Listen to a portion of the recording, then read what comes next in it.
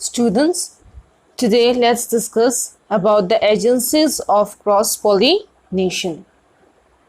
So as we know that cross-pollination is performed with the help of an external agency, and those agencies could be either abiotic factors or they can be some biotic factors.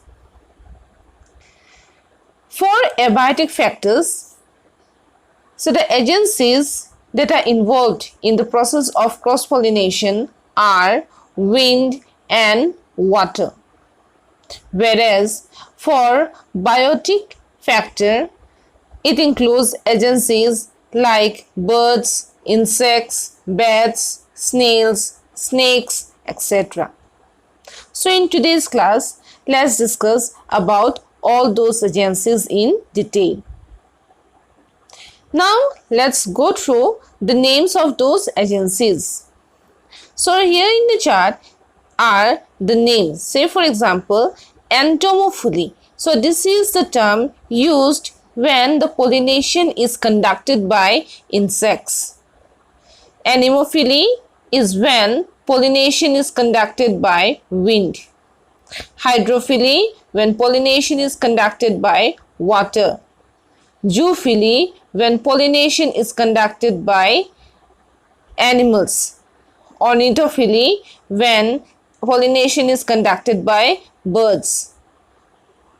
Chiropterophily when pollination is conducted by bats. And lastly, melacophily when pollination is conducted by snails.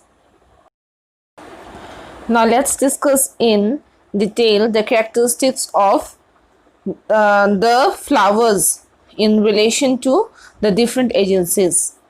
So first let's discuss about the characteristics of entomophilous flower. That means those flowers which gets pollinated with the help of insects. So these are the few characteristics.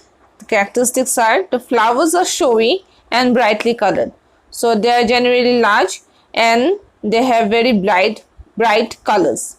The small flowers become conspicuous as they aggregate into inflorescence. As we know that sunflower, it is a aggregate flower, or it is a of the capitulum inflorescence. So there we find large number of florets.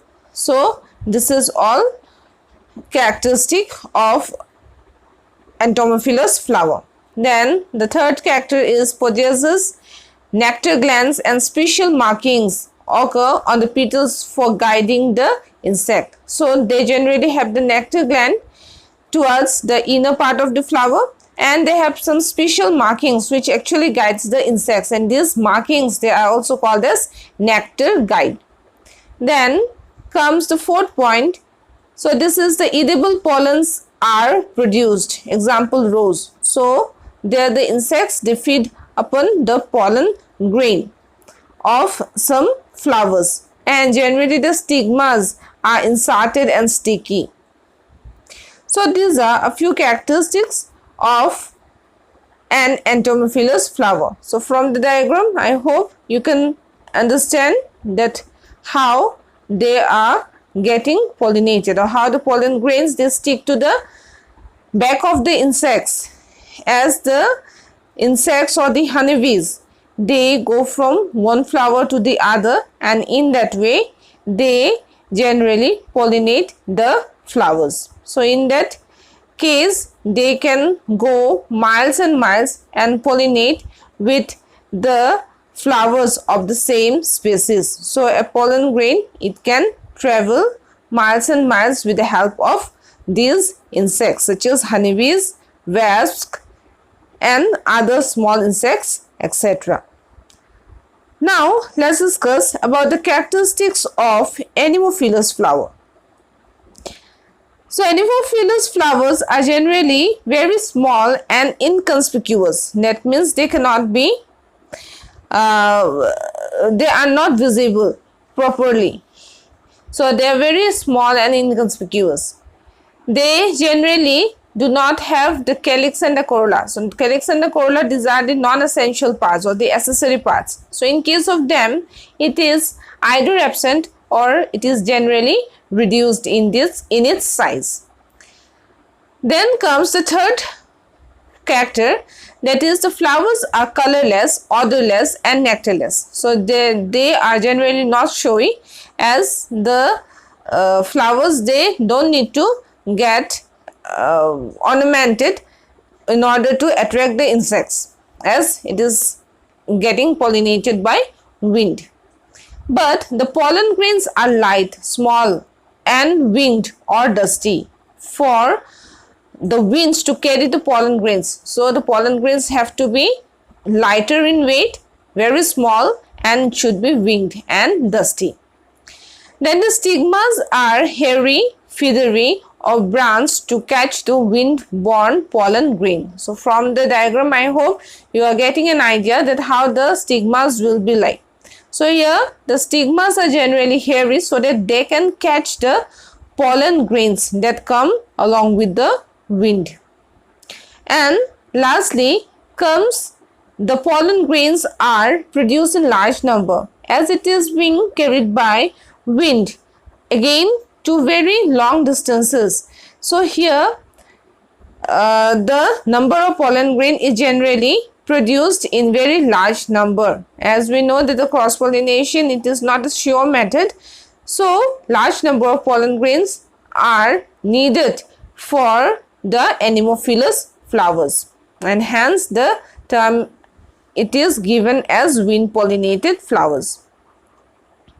So in the diagram, so these are the few characteristics and the diagram that is given to your understanding.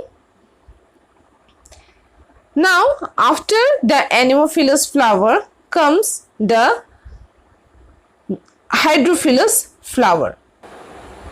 In case of the hydrophilous flowers, the flowers are smaller, again they are colorless, inconspicuous, light in weight, and they do not possess any kind of odor, etc.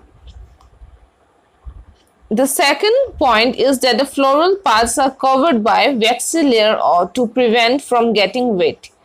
So the waxy layer, it is generally present all over the surface of the aquatic plants, which is generally made up of cuticle. So here the floral parts, it is also covered with the cuticle layer so that they do not get wet. Then comes the third characteristic. When matured, the reproductive parts protrude out of the flowers. So here the reproductive parts, that means the stamen and the carpel, so they generally comes out of the flower and becomes a prominent one. Then the fourth characteristic is that the anther dehisces violently to liberate the pollen grains which float at the surface of water. As there in the diagram of Vallisneria, we can see that the stamens, they are generally immersed in water. So in order to come out to the surface of the water, the pollen grains, they are very forcefully liberated by the anther lobe so that it could float on the surface of water.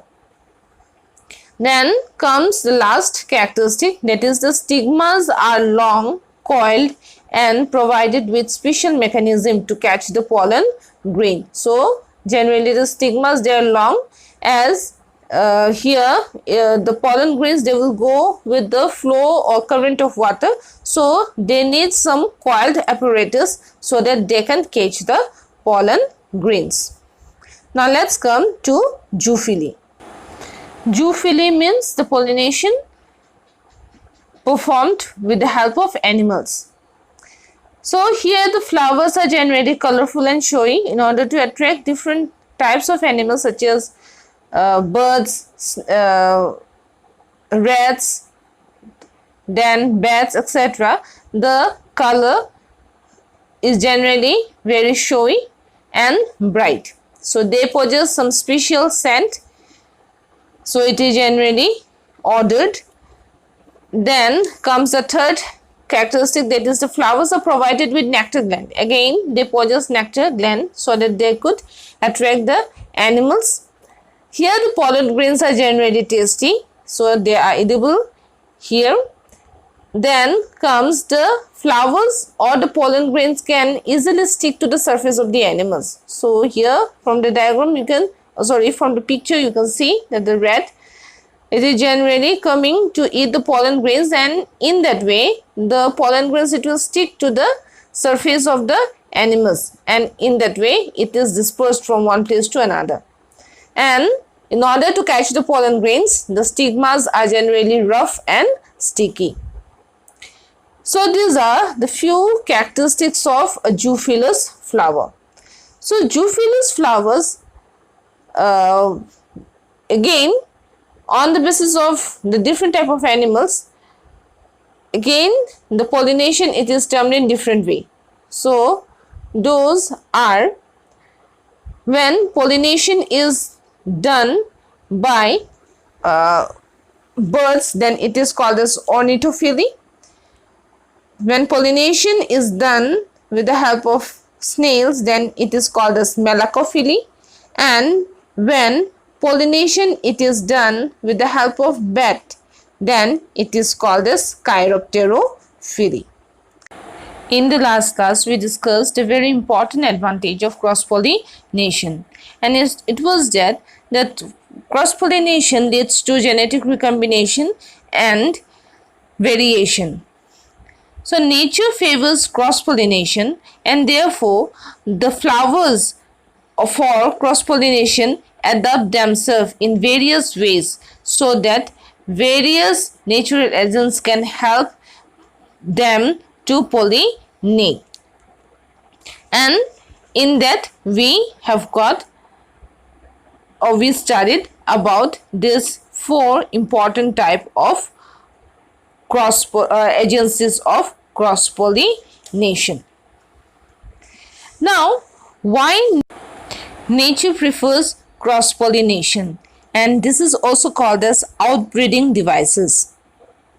We know cross-pollination is a wasteful activity because it depends upon chances, and lots of modifications and adaptations are required to transmit the pollen grains from one flower to another flower, which is genetically different but of the same species. But as we can see, despite of these disadvantages, nature prefers cross-pollination because self-pollination does not lead to any new characters, or it does not add new characters, and because of that inbreeding depression takes place in the plant body. Then cross-pollination is the rule because cross-pollination ensures, or it confirms the transfer of genes from another plant, which leads to variation. In case of cross-pollination, it is seen that the offsprings are generally healthy and they are resistant to diseases, and they could adapt better to the adverse environment. And lastly, development of newer characters is quite one of the advantages in case of cross-pollination.